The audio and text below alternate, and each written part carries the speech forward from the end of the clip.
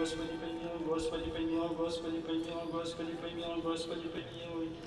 Господи помилуй, Господи помилуй, Господи помилуй, Господи помилуй, Господи.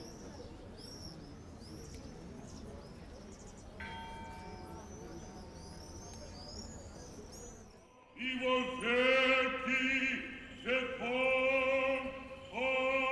Аминь. Все раба Господне, будем и по глаголу Твоему, этими кроткими и смиренными словами юная Дева Мария совершила великое чудо. Она, по сути дела, она изменила весь ход человеческой истории.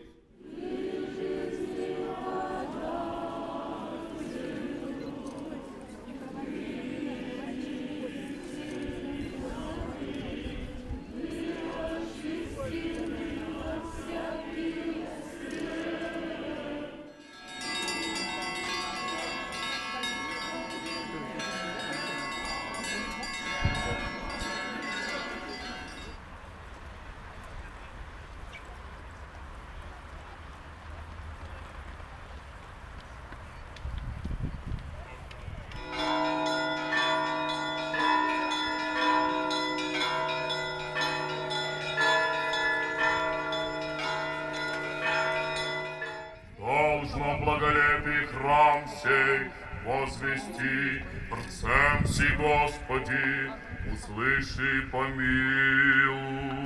Господи, помилуй, Господи, помилуй, Господи, помилуй.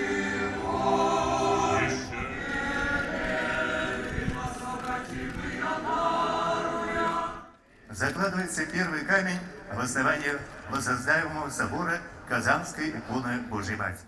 Безусловно, чудотворный образ Богоматери, обретенный в Казани в 1579 году, величайшая общероссийская святыня, бесценное мировое достояние. Давайте вспомним тысячелетие Казани. Тысячелетию Казани был возрождено исторический Благовещенский собор. Много было споров, много было суждений, но мы сказали свое твердое слово. Собор был изначально там построено, независимо какая историческая ситуация, она должна там остаться, а мы построим исторический месчит Куль-Шариф, и этим сегодня все любуются, и приятно, и она ложится как бы счастливыми чувствами в душе каждого из нас.